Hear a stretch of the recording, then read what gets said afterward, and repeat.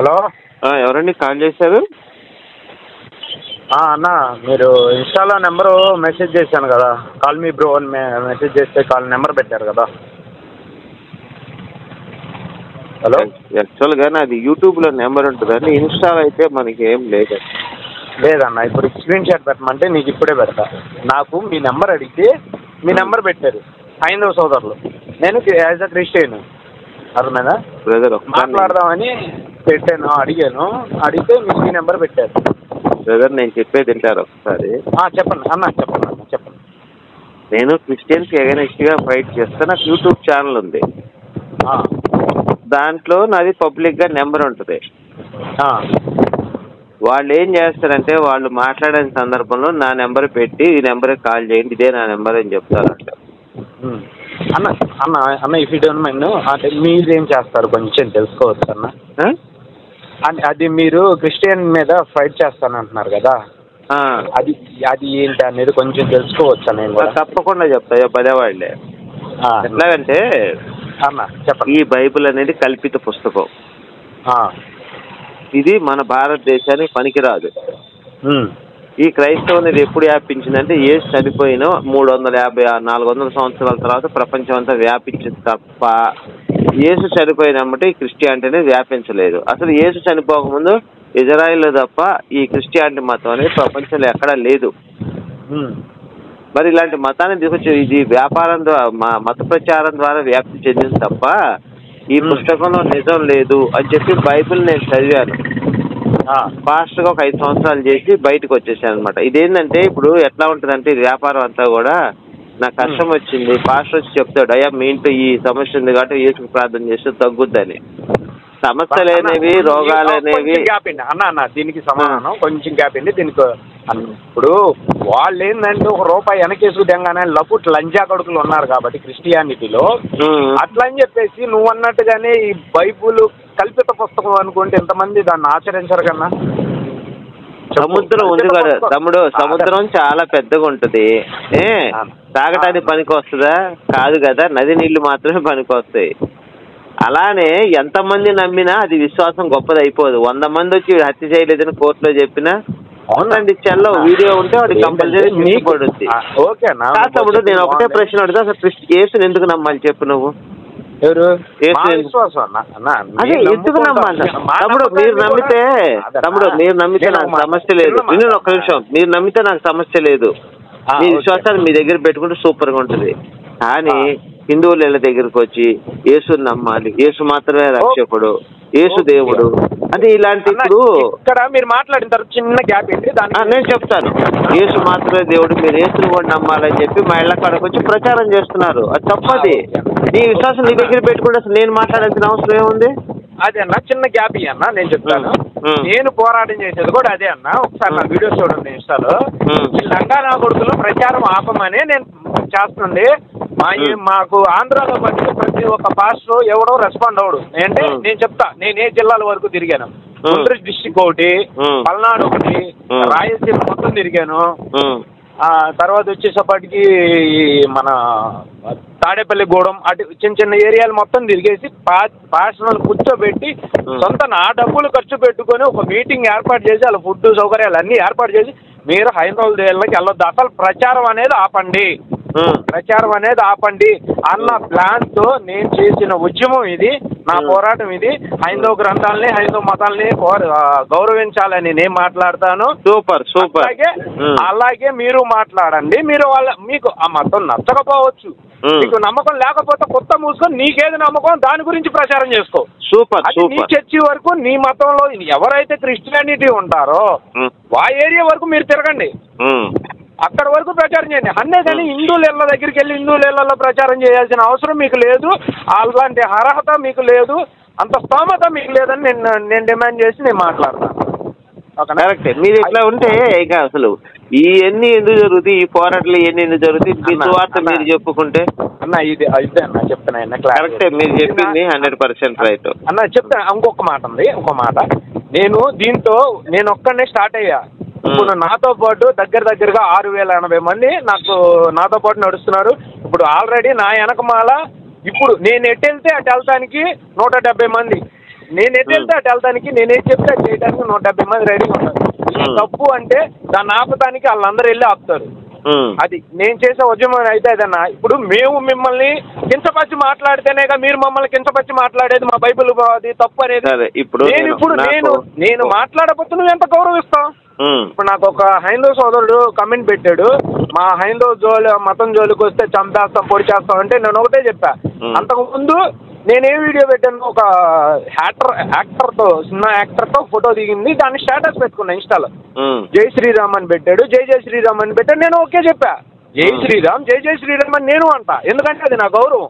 ఎందుకంటే నా ఇంట్లో అన్నా చెప్తాను, నా ఇంట్లో నా సొంత భార్య హిందూ, సొంత భార్య హిందూ. నా పిల్లల పేరు కూడా గర్వంగా చెప్తా. నా పిల్లల పేరు ఘనశ్యామ్. దా మీద వచ్చింది, గణపతి పేరు మీద వచ్చిందని ఘనశ్యామ్ నా పెద్ద కొడుకు పేరు. చిన్న అబ్బాయి పేరు శౌర్య, ఆ చిన్న అబ్బాయి పేరు సందీప్. ఎస్ మీద వచ్చింది నక్షత్రం ప్రకారం శౌర్య వచ్చింది. మూడో అబ్బాయి పేరు శౌర్య. నిక్ నేమ్ నేను జైభీమ్ అని పెట్టుకున్నాను, అంబేద్కర్ ఫ్యాన్ జైభీమ్ అని పెట్టుకున్నాను. ఇట్లు నా భార్య విషయంలోనే, నా ఇంట్లోనే నేను ఎంత గౌరవిస్తే బయట సమాజంలో ఇంకెంత గౌరవిస్తాను? అది నా గౌరవం. నేను ఇస్తా గౌరవం, నేను ఇచ్చి పుచ్చుకుంటా. అది అదే నాకు మీకు నచ్చినా నచ్చకపోయినా నా గ్రంథం నుంచి నేను నేర్చుకున్న గౌరవం అట్లాంటిది. నేను ఇస్తేనే కన్నా గౌరవం మీరు నాకు ఇస్తారు. అది నా పోరాటం అయితే అదన్నా. మీరైతే మటుకి బైబిల్ గురించి తప్పుగా మాట్లాడదు. మీరు చేయాల్సింది మీరు చేయండి. నేనైతే మటుకి దీన్ని నిర్మూలించడానికి నేను చేసే ప్లాను, నేను చేసే ఉద్యమం, ఇదే నా జీవితం, ఇదే నా సంకల్పం. దీనికోసమే పోరాడతా. ఇది అయిపోయేదాకా నేను ఎటు వంగి తగ్గేది.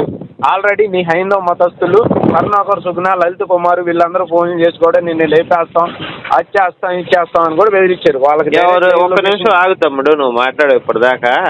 అన్న కరుణాకర్, సుగుణ, లలిత్ కుమారు, నేను ఇంకా మా హిందూ గ్రంథాలకు సంబంధించిన వాళ్ళందరూ కూడా నీలాగా మాట్లాడితే నీ జోలు అసలు ఎవరు రారు. తమ్ముడు రెండో పాయింట్ వచ్చేసి నువ్వేం చెప్తున్నావు, అన్ని మతాలు సమానం అంటున్నావు. అంటే నువ్వు సెక్యులర్వి. సెక్యులర్ జోలు మా వాళ్ళు వెళ్ళరు. నేను అన్ని మతాలు సమానం అంటలా. నీ మతం గొప్పది, భారతదేశంలోనే నీ మతం గొప్పది.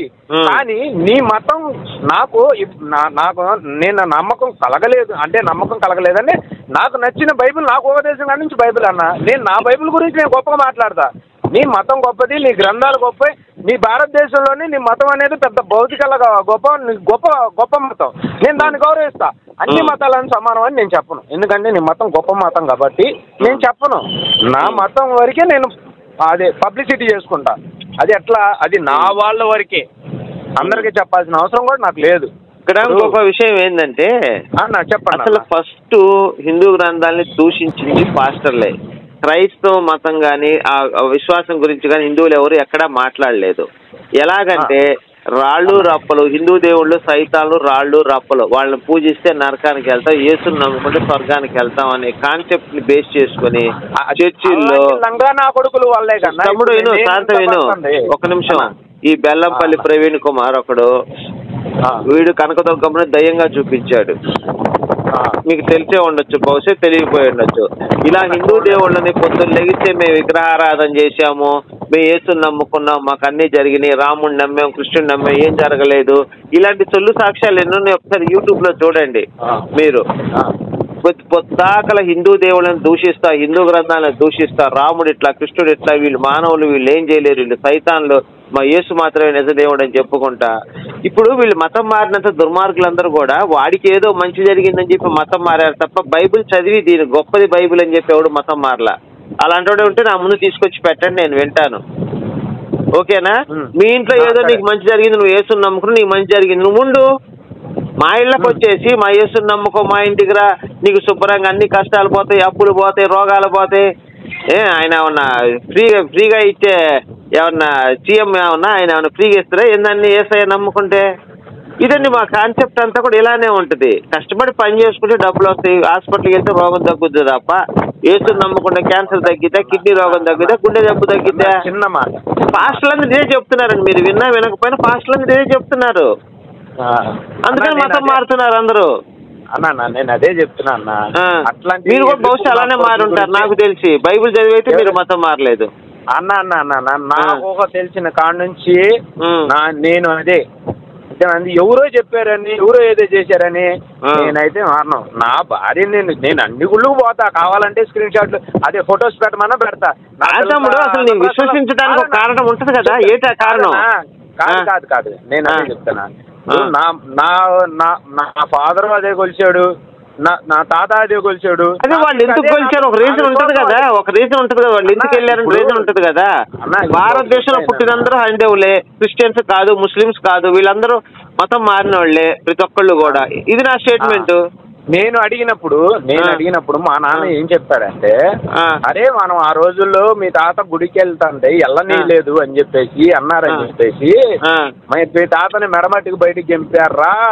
అది ఎవరో కూడా చెప్తా. మా ఆంధ్రాలో ఇక్కడ అమరావతిలో చౌదరీస్ ఉంటారు. చౌదరీస్ తాతని మెడబట్టి బయటికి గెంటారా, అవసరానికి మీ తాత ఉపయోగపడతారు.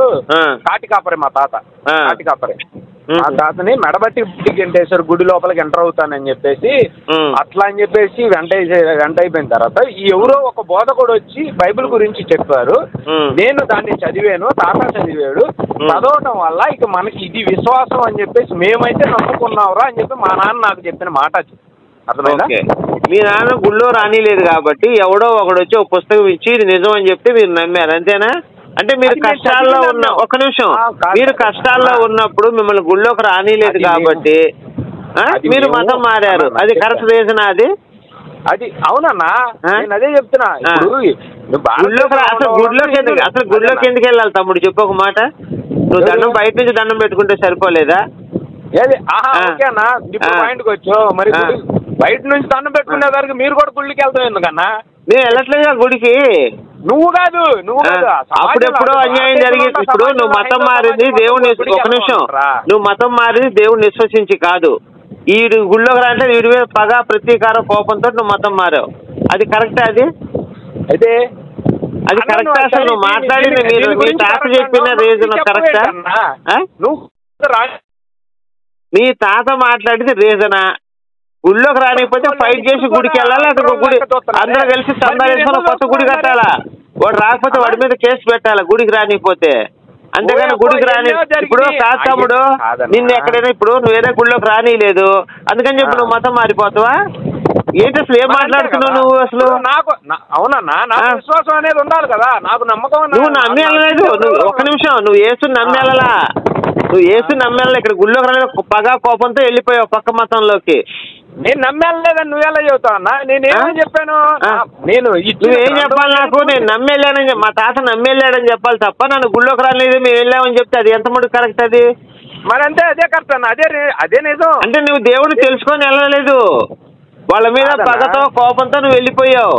నేను చెప్పింది మీకు ఇప్పుడు కరెక్టే తమ్ముడు, నువ్వు వెళ్ళినంత మాత్రం మాకేం నష్టం లేదు. ఎవడు వెళ్ళినా కానీ చెరువు మీద అడిగి ముట్టిగడుకోకపోతే ఎవడికి నష్టం? నువ్వు వెళ్ళినంత మాత్రం ఎవడికి నష్టం లేదు, నీకు నష్టం. అది ఆ గుడ్డి విశ్వాసాన్ని, ఆ పుస్తకాన్ని పట్టుకొని ఇదే దైవ గ్రంథం జ్ఞాన గ్రంథం ఏముండి చచ్చింది దాంట్లో ఏమీ లేదు. మనిషి బతకడానికి కావాల్సింది ఏంటి? మనిషి బతకడానికి కావాల్సింది ఏంటి? చిన్న క్వశ్చన్ ఒకటి వేస్తా, దానికి ఆన్సర్ ఒకటి చెప్పు. నేను నాతో పాటు 3 కుర్రోళ్ళు ఉన్నారు. ఆ 3 కుర్రోళ్ళు కూడా విజయవాడలో నెంబర్ 1 రంగా గారితో పాటు తిరిగి అన్ని పనులు చేసి అంత దరిద్రంగా బతికిన వాళ్ళం మేము. ఇప్పుడు వాళ్ళు మేము విశ్వసించే దాని మీద ప్రమాణం చేసి ప్రశాంతంగా ఎవరి పనులు చేసుకుంటున్నాం. ఎందుకంటే ఆ చండాలపులోకి అడుగు పెట్టాల. దేనికి ప్రమాణం చేసుకొని ఉన్నాం? ఈ గ్రంథం మాకు నమ్మకం ఏదో దాని మీద ప్రమాణం చేసుకొని మేము ఈ పనులన్నీ మానుకున్నాం.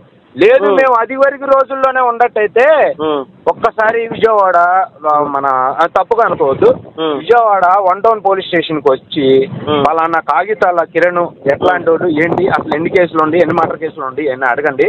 వాళ్ళన్న డానీ అంటే అర్థమైంది, ఇంటి పేరు కూడా వద్దు, డానీ. తర్వాత ఇంకొక అబ్బాయి పేరు వచ్చి అంటే నువ్వు యేసుని నమ్ముకొని ఎన్ని మానేశానంటావు? ఎందుకు కొంపదీసి? నేను మానేనన్నా, నేను ఇవన్నీ మానేను. నేను నాకు నా బైబిల్లో ఒక వాక్యం ఉంది, తనను తాను తగ్గించుకున్న వాడు హెచ్చింపబడ్డాడు. నేను ఆ మాట కట్టుబడి నేను లోపడ్డా. ఎందుకు చాలా ఉన్నాయి మంచి కాదు తమ్ముడు, భగవద్గీత చదువుకుంటే బొచ్చుడు ఉన్నాయి దాంట్లో. కాదన్నా, నేను అదే చెప్తున్నా. ఒకప్పుడు నేనున్నాను తమ్ముడు, ఒక నిమిషం నేను చెప్పేది నువ్వు. నువ్వు ఇప్పుడు నువ్వు చెడిపోవడానికి మీ అమ్మ మీ నాన్న కారణం. నేను ఇంత మరి ఒక్క నిమిషం, మరి కేసులు గీసులు అంటే పోలీస్ స్టేషన్ చెడిపోయినట్టే లెక్క. నువ్వు మీ నాన్న నిన్ను మీ అమ్మ సవ్యంగా పెంచలేదు తమ్ముడు. నేను ఉన్న మాట చెప్తున్నా. నేనున్నాను, చిన్నప్పటి నుంచి చక్కగా చదువుకున్నా, స్కూల్కి పోయా, బడికి పోయి వచ్చా. మా అమ్మ మనం చక్కగా పెంచారు నన్ను. నేను ఏ పోలీస్ స్టేషన్కి వెళ్ళలేదు, ఏ కేసులు వెళ్ళలేదు మా నాన్న బతుకున్నంత కాలం. నేను అదే చెప్తా. నువ్వు చెడిపోయి మీ ఫ్రెండ్ చెడిపోయి అది మీ అమ్మ మీ నాన్న తప్పు పెట్టుకొని ఎవడో దేవుడు వచ్చి బాగు చేశాడని చెప్పి ఎంత ఫూలిష్నెస్ అది. అది ఎవడు చెప్తాడంటే చదువు సంజయ్ లేనోడు, పని పాట లేనోడు చెప్పే మాటలు నువ్వు చెప్పే మాటలన్నీ. నువ్వు అట్లాగే అనుకుంటే ఎట్లా అన్నా?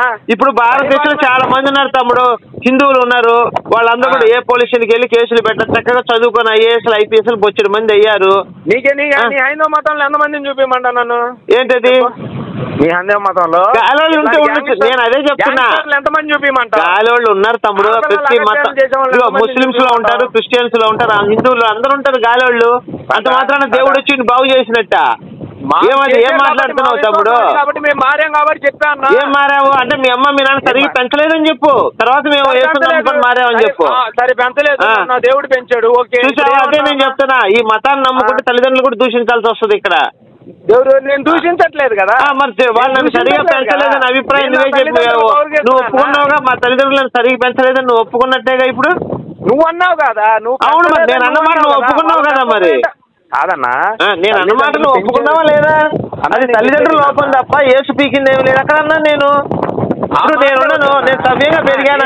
మరి నేను నీ గ్రంథాలు తమ్ముడు ఒక్క నిమిషం, నేను ఏ దేవుడిని నమ్ముకోవాలా?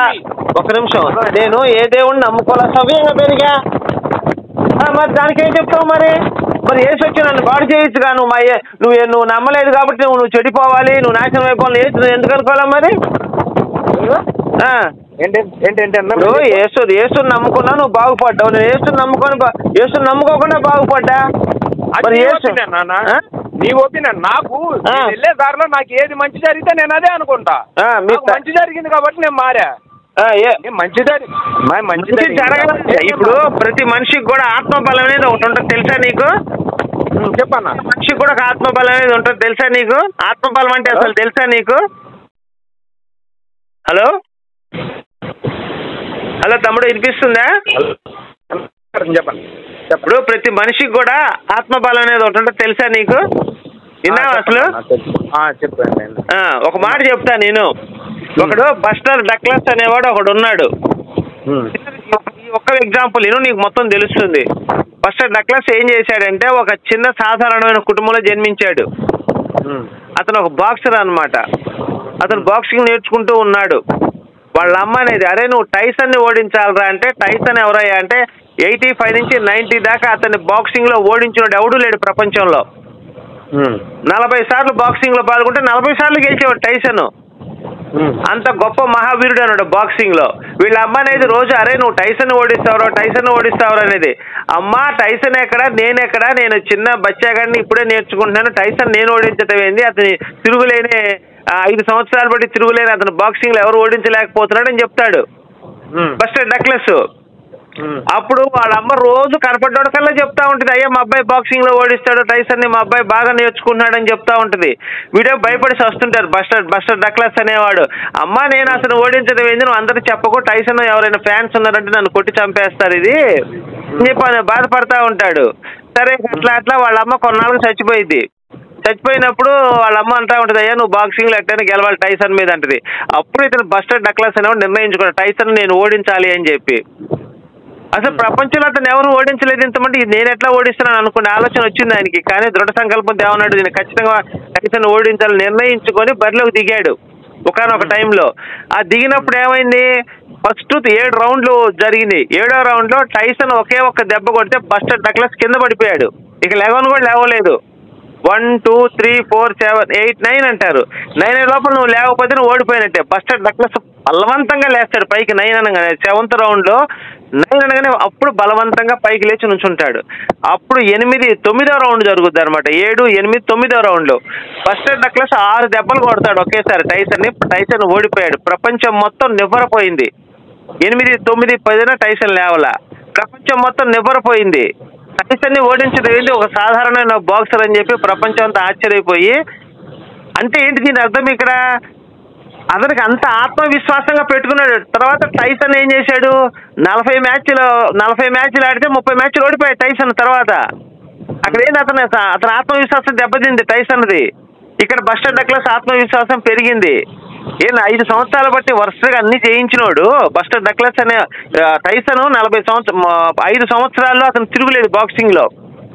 మరి ఆ టైంలో అతను అంత గొప్పగా ఉండి తర్వాత మ్యాచ్లు ఎందుకు ఓడిపోయాడు? అతని ఆత్మవిశ్వాసం దెబ్బతింది. అన్నిటికంటే మించిన ఆత్మవిశ్వాసం తమ్ముడు దేవుడు కాదు, బొచ్చు కాదు. మనకున్న రోగాలు కూడా కొన్ని తగ్గిపోతాయి ఆత్మవిశ్వాసం. తెలుసా నీకు? తెలుసా తెలీదా? ఏం చదువుకున్నావు నువ్వు? నేను చదువుకోలేదన్న. మరి చదువు కనుక్కో ఎవరినైనా. మనసు అన్నిటికంటే బలం మన శరీరం కాదు, మానసిక బలం మనది గొప్పది. అది ఉండాలి. నువ్వు పులితో కూడా పోరాడగలవు మానసిక బలం ఉంటే. సింహంతో పోరాడగలవు. 100 మంది శత్రువులతో నువ్వు పోరాడగలవు. మానసిక బలం కాదు, ఒంటి బలం కాదు కావాల్సింది, కండ బలం కాదు. గుర్తుపెట్టుకో. నువ్వు ఆ దేవుడిని నమ్ముకున్నందుకు నువ్వు మానసికంగా ఫీల్ అయ్యి మానసిక బలాన్ని పొందావు తప్ప అక్కడ నుంచి దేవుడు నీకు చేసింది లేదు. గుర్తుపెట్టుకో. జీవితంలో ప్రతి ఒక్కరికి ఇదే జరుగుద్ది. నేను చెప్తుంది నీ గురించి కాదు, అందరి గురించి చెప్తున్నా. అన్నిటికంటే మించింది ఆత్మవిశ్వాసం. ఆత్మవిశ్వాసం అంటే నువ్వు ఏదైనా సాధిస్తావు. ఇది ప్రతి ఒక్కరు చెప్తారు, ప్రతి ఒక్క తల్లిదండ్రులు చెప్తారు. నేను చెప్పింది కాదు ఇది. మరి నువ్వు మారావంటే నువ్వు ఆ దేవుడిని పెట్టుకొని అయ్యా నేను తప్పు చేయకూడదు నువ్వు మనసులో అనుకున్నావు. నువ్వు దేవుడు వచ్చి నీకు మహిమ ఇచ్చింది లేదు అక్కడ. మరి నేను చెడిపోలేదే. అమ్మ మా నాన్న సక్రమంగా పెంచారు. నువ్వు ఈ తప్పు ఇది రైట్ అని చెప్పారు నాకు వాళ్ళు. ఆత్మవిశ్వాసం ఉండాలి తమ్ముడు. గుర్తుపెట్టుకో. జీవితంలో ఏ సాధించాలని ఆత్మవిశ్వాసం ఉండాలి. దేవుడు బొచ్చు బొంగు కాదు అన్నా. దీనికి నేను చెప్తాను. ఇప్పుడు వాళ్ళు ఇప్పుడున్న రోజుల్లో తల్లిదండ్రులు ఎంత స్పష్టంగా పద్ధతిగా పెంచినా బయట సమాజంలో తిరుగుడు వల్ల ఆటోమేటిక్ గా పిల్లలు చెడిపోతారు. నేను అదిగా చెప్తుంది ఇక్కడ. ఆత్మవిశ్వాసం ఉండాలని చెప్తున్నా. నీ తల్లిదండ్రులు సరిగ్గా పెంచలేదంటే నేను తిరిగిన సమాజం అట్లాంటిది. అందరూ తిరుగుతున్నారు తమ్ముడు. నేను తిరిగా. నువ్వు చెప్పే సమాజం తమ్ముడు ఒక నిమిషం. నువ్వు తిరిగే సమాజంలో నేను తిరిగాను. మరి నువ్వు ఒక్కడే తిరిగావు, నేను తిరిగాను. మా చుట్టాల్లో చాలా మంది తమ్ముడు, మా చుట్టాల్లో చాలా మంది ఉద్యోగాలస్తులు ఉన్నారు, గవర్నమెంట్ ఉద్యోగస్తులు ఉన్నారు, మంచి మంచి పనులు చేసుకునే వాళ్ళు. నా తమ్ముడు కూడా ఆర్మీ ఎంప్లాయీ. మరి చూడు తమ్ముడు, మరి నా తమ్ముడు ఆర్మీ సోల్జర్. నువ్వు మారావంటే నీ ఆత్మవిశ్వాసంతో మారావు తప్ప ఏసొచ్చి చేసింది లేదు అక్కడ. నువ్వు అట్లా అనుకుంటే తమ్ముడు, ఇంకొకటి ప్రపంచ దేశాలు మొత్తం అందరూ తాగుతున్నారు తెలుసా? క్రైస్తవ దేశాల్లో తాగే దేశాలు ఎక్కువ ఉన్నాయి తెలుసా నీకు? అమెరికా క్రైస్తవ దేశం. అక్కడ పోతే అందరూ పెద్ద పెద్ద కంపెనీలు ఉన్నాయి. మరి వాళ్ళందరూ మందు మానేలేదు యేసుని నమ్ముకొని. హాస్పిటల్స్ బొచ్చుడు ఉన్నాయి అమెరికాలో. మరి వాళ్ళందరూ హాస్పిటల్ ఎత్తేసి చర్చిలు పెట్టుకొని ప్రార్థనలు చేయట్లేదు. హాస్పిటల్ చర్చిలు మూసేస్తున్నారు అమెరికాలో. తెలుసా నీకు? ఏంటన్నా? చర్చిలు మొత్తం మూసేస్తున్నారు అమెరికాలో. 140 మంది ఇప్పుడు నాస్తికులుగా ఉన్నారు. నువ్వు ఒక పావుగంట కరెక్ట్గా ఈవెంట్కి వెళ్తున్నాను. ఇప్పుడు కాదులే, సాయంత్రం 7:30కు నేను ఫోన్ చేస్తా. ఆ US లో నాకు తెలిసిన అన్నోళ్ళు 6 ఉన్నారు. మనుషులు కాదు నేను చెప్తుంది. నేను గూగుల్లోంచి ఇంటర్నెట్ సేకరించి నీకు చెప్తాను. నీకు ఎక్కడ గూగుల్లోనే ఎక్కడ ఏ చర్చి మూసేశారు, ఏ చర్చి అమ్మకాన్ని పెట్టారు. ఒక మాట చెప్తాను, నువ్వు ఆగాదు. నీకు ఒక్క నిమిషం. మనం గూగుల్లోకి వెళ్ళి మనకు 1980లో ఎంతమంది యేసుని నమ్మేవాళ్ళు ఉన్నారు, 1990లో ఎంతమంది నమ్మేవాళ్ళు, 2000 సంవత్సరం ఎంతమంది, 2025లో ఎంతమంది నమ్మే గ్రాఫ్ ఇస్తాను నీకు. గ్రాఫ్ అంటే అమెరికా పెట్టిన, అది అమెరికా ఇచ్చిన గ్రాఫ్ తప్ప నేను తయారు చేసింది కాదు అది. ప్రపంచ దేశాలంటే నాస్తికులు పెరిగిపోతున్నారు బైబిల్ చదివేసి. నీకేంటంటే జ్ఞానం లేదు, బైబిల్ చదివే జ్ఞానం లేదు నీకు. మన ఇండియన్స్ లో ఉన్న వాళ్ళందరికీ వాళ్ళకి ఏం తెలియదు పాపం. వాళ్ళు ఏం చెప్తే వాళ్ళు తరతరాల నుంచి లేదా పాస్ట్ చెప్తే అది నమ్మి విశ్వాసంగా ఉంటున్నారు. కానీ ఫారినర్స్ అలా కాదు, మొత్తం అన్ని సేకరించి చదువుకొని అరే బాబు ఇదంతా ఫేక్ అని చెప్పి బయటికి వెళ్ళిపోతున్నారు అందరూ. చర్చలు అందుకే మూసేస్తున్నారు. మీరు నమ్మరు తమ్ముడు. మీ కళ్ళమ్మడి నిజాలు పెట్టినా మీరు నమ్మరు. ఎందుకంటే మీరు అంత గుడ్డు విశ్వాసంగా ఉంటారు. చూపి అన్నా, నువ్వు చూపి. నీకు అసలు ఎవడు బయటికి వెళ్తున్నాడో నాకు చూపి. సరే సార్, నేను నీకు చూపిస్తా గ్రాఫ్. నేను గ్రాఫ్ పెట్టి చూపిస్తాను. 80లో ఎంతమంది ఉన్నారు, 90లో ఎంతమంది ఉన్నారు, 2000 సంవత్సరాలు ఎంతమంది, 2010లో 2025లో ఎంతమంది ఉన్నారు. గ్రాఫ్ అలా తగ్గుకుంటూ వచ్చింది. నాస్తికులు పెరిగిపోయారు అక్కడ. అన్నా సరే అన్నావు అడిగింది అనుకోండి, నేను చెప్తున్నా నువ్వు చర్చిలు ఎక్కడైతే యుఎస్ లో చర్చిలు ఆపేశారో అన్ని అమ్మారో నీకు డైరెక్ట్ ప్రూఫ్లతో సార్ నేను పెట్టిస్తా. ఎందుకంటే నాకు అమెరికాలో ఉండరు, ఆస్ట్రేలియాలో ఉండదు, న్యూజిలాండ్ తమ్ముడు మనుషులు తమ్ముడు. నాకు అమెరికాలో ఒకటి తెలిసినోడు ఉంటాడు, ఒక నిమిషం విను. వాడు ఎంత ఏరియా కవర్ చేస్తాడు, జస్ట్ కొంచెం ఒక 2-3 ఊర్లు కవర్ చేస్తాడు. కానీ అమెరికా వాడు ఇచ్చే రిపోర్ట్ ఉంటుంది చూసావు, అదంతా వాడు ప్రపంచం మొత్తం వాడు కవర్ చేసిన రిపోర్ట్ అక్కడ పెడతాడు. అమెరికా మొత్తం కవర్ చేసిన రిపోర్ట్ పెడతాడు అక్కడ. దీనికి ఒక్క సమాధానం చెప్తాను. నీ ఫ్రెండ్ చెప్పింది నమ్ముతావా, అమెరికా వాడు గ్రాఫిక్ వాడిచ్చింది నమ్ముతావా నువ్వు రిపోర్ట్? నేను అదే చెప్తాయన్నా, నువ్వు చెప్పినోడు నువ్వు ఆ రోజు వరకే చూస్తారు. నేను చెప్పినోడు ఆ పని కంప్లీట్ అయ్యే వరకు అసలు ఎట్లా మాట్లాడుతున్నావు తెలుసా? నువ్వు మాట్లాడింది నిజం, మిగతా వాళ్ళు మాట్లాడింది అబద్ధం అంటున్నావు. భారతదేశం ఇప్పుడు భారతదేశంలో ఎంతమంది తమ్ముడు? ఒక నిమిషం భారతదేశ జనాభా ఎంత అంటే నువ్వు వెళ్ళి గూగుల్లో కొట్టుకొని చూసుకుంటా, నీ పక్కన అడుగుతావా? నీ పక్కన ఎక్కడికి గూగుల్లో చూసి చెప్పాలి. బడే ప్రతి పోయి లెక్క పెట్టాడు కదా, నువ్వు చెప్పేది అట్నే ఉంది. ఇప్పుడు పాయింట్కి వచ్చావు. పాయింట్ లోనే ఉంటాయి ఎప్పుడు చెప్పు.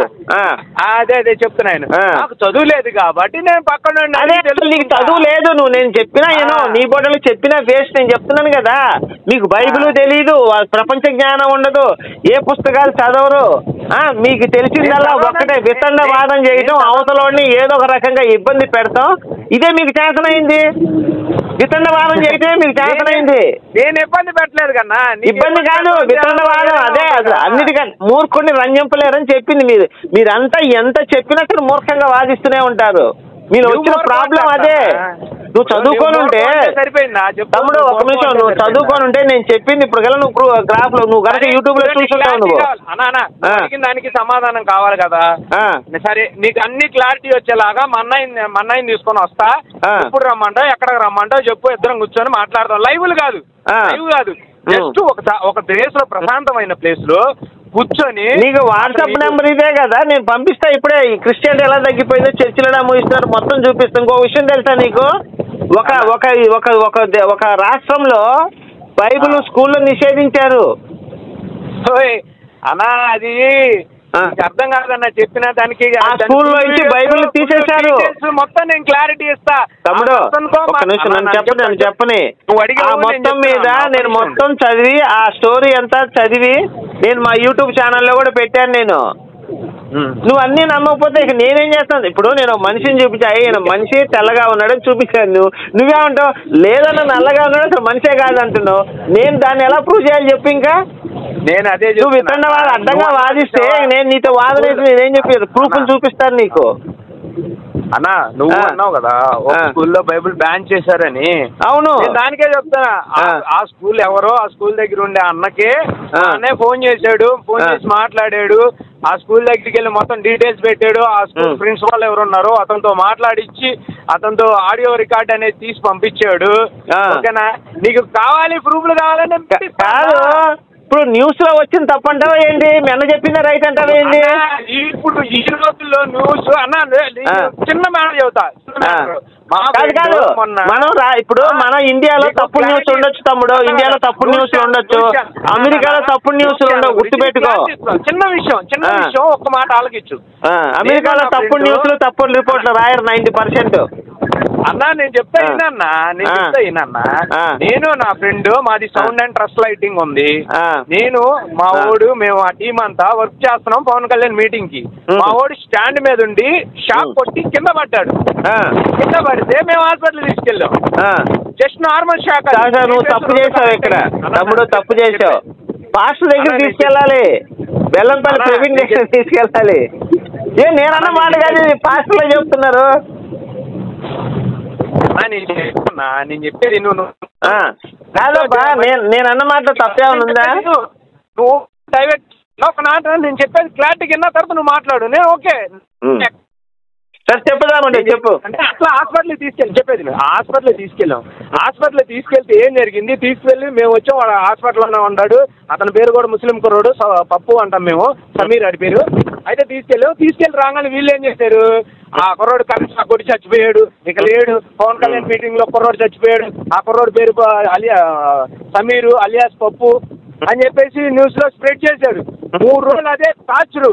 ఆడు మరుసటి రోజు తీసుకొచ్చి లైవ్ లో నేను కూర్చోబెట్టా.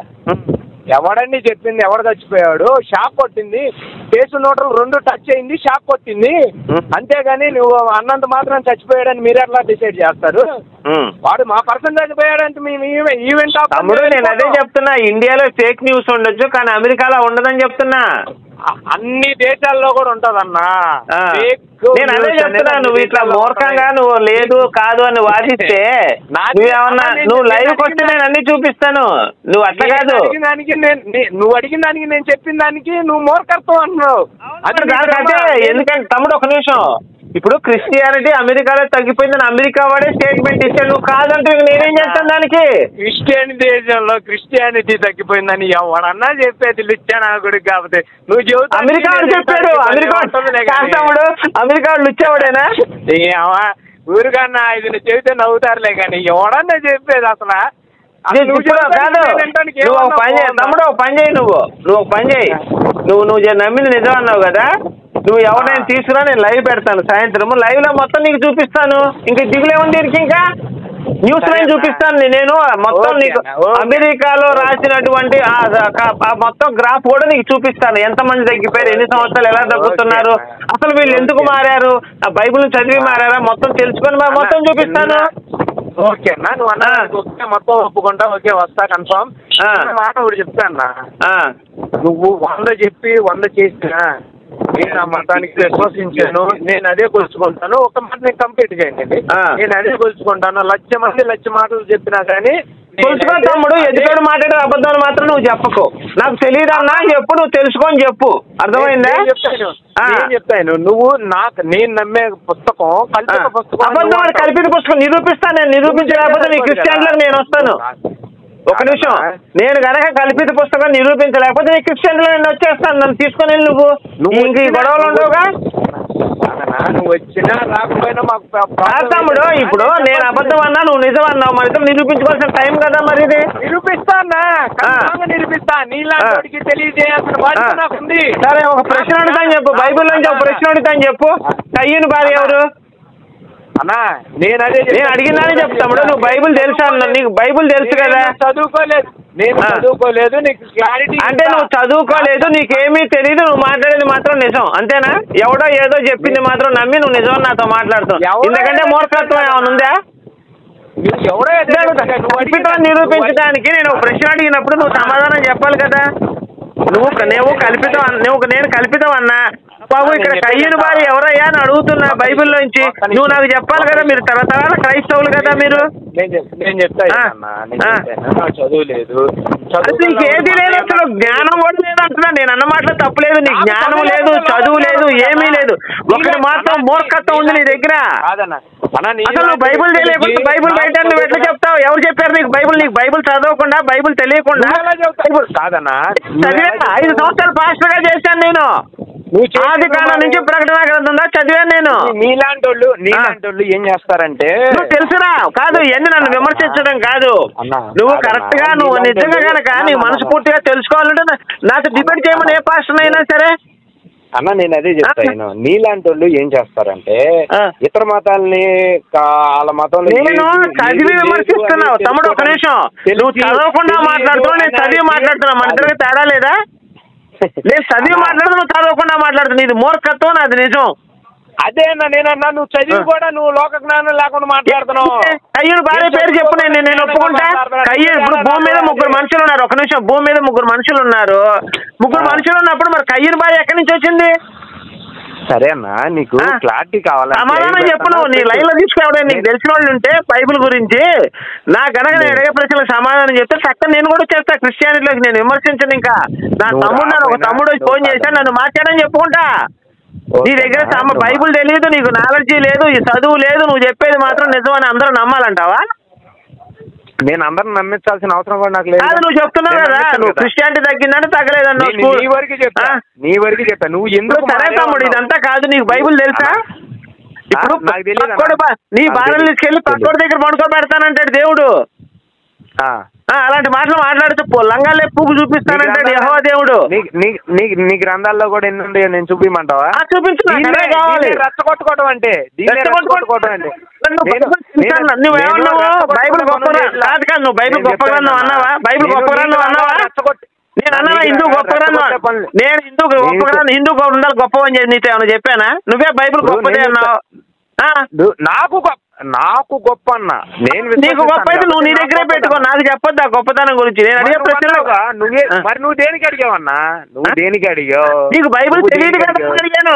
నేను అడిగే ప్రశ్న ఏంటి? ఇప్పుడు నేను పాస్టర్ గా ఒక నిమిషం, నేను పాస్టర్ గా చేశాను. చేసినప్పుడు నాకు అనేక డౌట్లు వచ్చి నాకు తీర్చిన వాడు లేడు.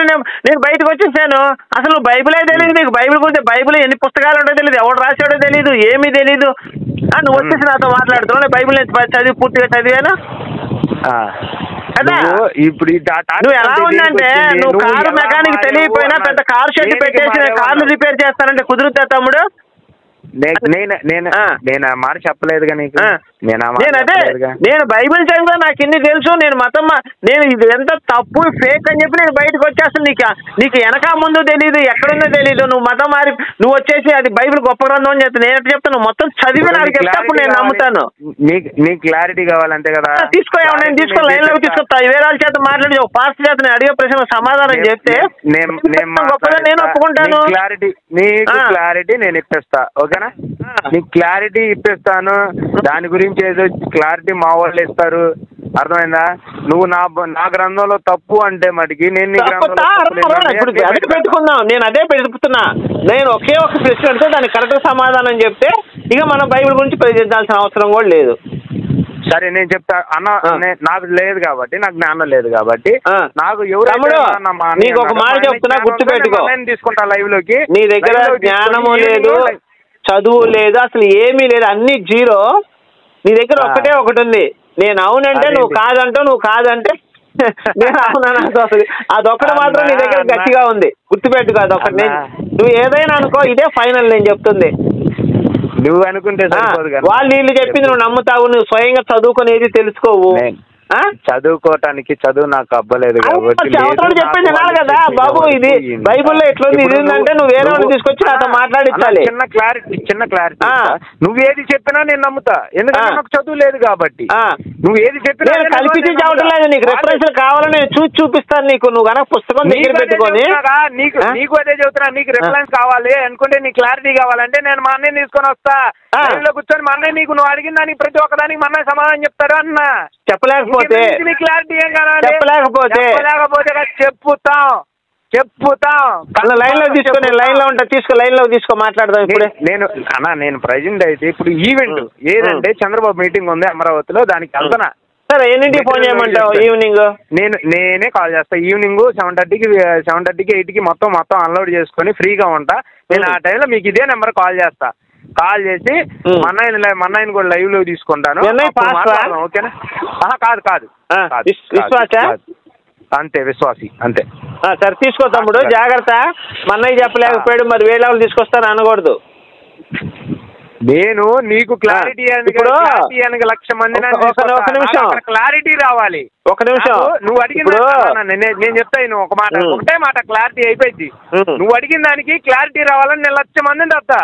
ఎందుకంటే నాకు కావాల్సింది నిజం క్లారిటీ. ఆ నిజం క్లారిటీ వచ్చేదాకా నేను 1,00,000 మందిని. ఒక నిమిషం, నా నెంబర్ ఎందుకు ఇచ్చారు ఇప్పుడు అర్థమైందా నీకు? ఏనే నా నెంబర్ నీకు ఎందుకు ఇచ్చారు అర్థమైందా? బైబుల్ మీద ఒక నిమిషం, బైబుల్ మీద పూర్తి పట్టున్నాడు కాబట్టి నా నెంబర్ ఇచ్చారు నీకు. నీకు బైబుల్ మీద పట్టు లేదు కాబట్టి నువ్వు బైబుల్లో నిజం తెలుసుకుంటావు, నా నుంచి నిజం నేర్చుకుంటావు అనే ఒక ఆశతో ఇచ్చారు వాళ్ళ నెంబరు. అన్న నేను అదే చెప్తున్నా అన్న, నా టోన్ లో నేను ఆలోచించాలంటే నాతో వాళ్ళు డీపోన్ లేక నీ నెంబర్ ఇచ్చారు. ఏం డీపోన్ లేక ఏముంది నీ దగ్గర? సబ్స్క్రిప్షన్ ఏముంది బాబు? ప్లీజ్ అలాంటి మాటలు మాట్లాడకు. కాదు ఏనా పిచ్చి మాట్లాడి నీతో ఢీకొంటావేంటి? సబ్జెక్ట్ ఉందా నీ దగ్గర? నాలెడ్జీ లేదు, చదువు లేదు, ఏముంది నీ దగ్గర? అన్నా నేను చెప్పేది విన్నా తర్వాత నువ్వు మాట్లాడి. నేనేం చెప్తున్నాను, ఆడు పెట్టిన కమెంట్లకి నువ్వు ఫోన్ చేయరా మాట్లాడదాం అని చెప్పేసి అన్నదానికి వాడు ఆడి నెంబర్ పెట్టుకొని నీ నెంబర్ పెట్టాడు. అర్థమైందా తమ్ముడు? ఒక మాట తమ్ముడు, ఒక నిమిషం. వల్గర్ ఏముంది? పల్లెటూరులో 100 మంది తీసుకొచ్చి బూతులు తిడతా ఉంటారు. ఏదో సబ్జెక్ట్ అడిగి తెలియదు, బూతులు తిడతాం ఏముంది? సబ్జెక్ట్ ఉండాలి ముందర. ఆడు తిట్టాడు కాబట్టి నేను ఆ నెంబర్ పెట్టరా అన్న. నీ గురించి ఏదో బైబిల్ గురించి మాట్లాడరావని చెప్పి నేను తిట్టుకోవడానికి నెంబర్లు పెట్టుకున్నారు, అంతేగా జ్ఞానం తెలుసుకోవడానికి కాదు. ఏం మనుషులు బాబు నాయన. వాడు ఉండాల్సిన వాళ్ళే ఉన్నారు. ఏం చెబుతావు చెప్పు? నా మతంలో ఎందుకుంటారు? నువ్వు అడ్డదిడ్డంగా వాదించావు. నీ మతంలో నువ్వే ఉన్నావు అడ్డదిడ్డంగా వాదించేవాడి సబ్జెక్ట్ లేకుండా. నేను అడ్డదిడ్డంగా వాదించేవాడిని అయితే ఎంతసేపు ఆర్గ్యూ చేయాలి? ఎందుకు? నీ దగ్గర అసలు ఏముంది సబ్జెక్ట్ చెప్పు. నీకు ఏ జ్ఞానం ఉందో చెప్పు. పోనీ ప్రపంచ దేశాలు అసలు ప్రపంచ దేశాలు ఎన్ని ఉన్నాయి? దాంట్లో క్రిస్టియానిటీ ఎంతమంది ఉన్నారు, ముస్లిమ్స్ ఎంతమంది ఉన్నారు, బౌద్ధులు ఎంతమంది ఉన్నారు, ఇవన్నీ తెలుసా? గ్రాఫులు తెలుసా నీకు? ప్రపంచంలో కల్లా పేద దేశం ఏదో తెలుసా? ప్రపంచంలో కల్లా పేద దేశం ఏదో తెలుసా నీకు? నాకు తెలియదు అన్న. చెప్పు. మరి ఏమైంది నీకు? నీకు తెలిసింది ఒకటే, నేను అవునంటే నువ్వు కాదంటావు. అదొక్కటే తెలుసు నీకు. అదొక్కటే బాగా నేర్చుకున్నావు, బాగా ట్రైనింగ్ ఇచ్చారు నీకు. అదొక్కటే నన్ను ట్రైనింగ్ ఇలా. మరి ట్రైనింగ్ కాకపోతే నువ్వు మాట్లాడి నేను అవునంటే నేను చూపించి అయ్యా ఇది బైబుల్ ఇది ఉందంటే కాదంటావు నువ్వు. ఇంకా నేనేం చెప్పాలి దానికి సమాధానం? నీకు దాని గురించి క్లారిటీ కావాలి. బాబు నేను బైబిల్ మొత్తం చదివాను తమ్ముడు అన్నా, నువ్వు వినట్లేదు. మరి ఇక నేనేం చేయాలి దానికి? నేనదే చెప్తున్నా. నీకు హిందూ గ్రంథాలు తెలియదు. హిందూ గ్రంథాల్లో తప్పులు ఉన్నాయి. హిందూ గ్రంథాలు నువ్వు చదివావు అసలు? రామాయణం తెలుసా? రాముడికి ఎంతమంది, రామాయణంలో దశరథుడికి మహారాజుకి ఎంతమంది భార్యలు తెలుసా? దశరథ మహారాజుకి ఎంతమంది పిల్లలు తెలుసా? నువ్వు చెప్పు. రామాయణం తెలుసా నీకు? నాకు చెప్పిన మాటలు మీ హైందవ మతస్థులే చెప్పింది. రాముడు ఎక్కడ దేవుడు కాదని చెప్తున్నారు వాళ్ళు. మరి దాన్ని ఏమంటావు చెప్పు? రాముడు దేవుడు కాదని చెప్పారా? రాజు మాత్రమే అని చెప్పారు. రాముడు దేవుడు కాదు. నీకు ఏసై మాత్రం కాదు. మొహం మీద ఉమ్మేయించుకొని కొరడాలతో కొట్టించుకున్నాడు మాత్రం దేవుడు. రాక్షస సంహారం చేసి నలుగురికి మంచి చేసినట్టు దేవుడు కాదు. కరెక్టే నువ్వు చెప్పింది అన్న. నేను అంద కాదన్నా, నేను అదే చెప్తాను. నేనేమలేదు, నేను కూడా అదే అంటున్నా. రాముడు దేవుడు కాదు. ఆయన చాలా మంది దుష్టుని చంపేశాడు, దుర్మార్గం నశింపజేశాడు. అప్పుడు ఒక నిమిషం, నువ్వు చెప్పేది ఎట్లుందంటే బ్రిటిష్ వాళ్ళ పైన పోరాడినోడు ఏమన్నా మంచోడు కాదు, బ్రిటిష్ వాళ్ళకి అనుకూలంగా ఉన్నా మంచోడు అని చెప్తున్నావు. నేనే కాదనలేదు కదా. నువ్వు చెప్పిందే రైట్. ఎందుకంటే నీకు మూర్ఖత్వం తప్ప నాలెడ్జీ లేదని నేను చెప్తున్నాను. అసలు పోనీ మన స్వతంత్రం వచ్చింది ఎప్పుడు వచ్చింది తెలుసా నీకు? మన స్వతంత్రం ఎప్పుడు, భారతదేశానికి బ్రిటిష్ వాళ్ళ స్వతంత్రం ఎప్పుడు వచ్చిందో తెలుసా? నేను చదువుకోలేదు కానీ మరి అది శాబాష్. అసలు నువ్వు ఉండాల్సినోడి. మీ ఊర్లో కల్లా గొప్పడి నువ్వే నాకు తెలిసి. ఎందుకంటే మూర్ఖుకు మించిన రాజు ఇంకొకడు లేడు. నేను చెప్పేది నా దగ్గర రాజు కంటే మూర్ఖుడే గొప్పడు. నేను నిజం ఒప్పుకుంటా. నా బొంద నీకేమి తెలియదు తమ్ముడు. ఏమి నిరూపించాలి నీకు? నీకేమీ తెలియదు అసలు. సబ్జెక్టే లేదు నీ దగ్గర. నువ్వేమన్నా సబ్జెక్ట్ నా దగ్గర లేదు. అసలు ఏమీ లేదు. సబ్జెక్టే కాదు నీ దగ్గర జ్ఞానం శూన్యం. వినను. ఎందుకంటే నీ దగ్గర జ్ఞానం ఉంటే ఖచ్చితంగా నేను కూడా నేర్చుకుంటాను నీ దగ్గర నుంచి. నీ దగ్గర జ్ఞానం లేదు, నేనేం నేర్చుకోవాలి నీ దగ్గర నుంచి? నేర్పిస్తా. నీకు తెలియజేస్తా అన్న. నీకు తెలియజేస్తా. ఏం తెలియజేస్తా? దేని గురించి? నువ్వు అడిగిన దానికి సమాధానం ఇచ్చే వాళ్ళని నేను తీసుకొచ్చి నీకు తెలియజేస్తా అంటున్నా. సరే ఫోన్ చేయి. అప్పుడు ఫోన్ చేయి. మరి నువ్వెందుకు ఇంకా? ఓకే. మరి ఇంకా ఆర్గ్యూ ఎందుకు? పెట్టేసే ఫోన్. ఎందుకు పెట్టేసే? అట్లయితే ఇంకా కానీ ఇంక పెట్టేసే ఫోన్. మళ్ళీ చెయ్యి. పెట్టే రైట్. ఓకే అన్నాగా పెట్టే పిలు. Okay done. నేను ఫోన్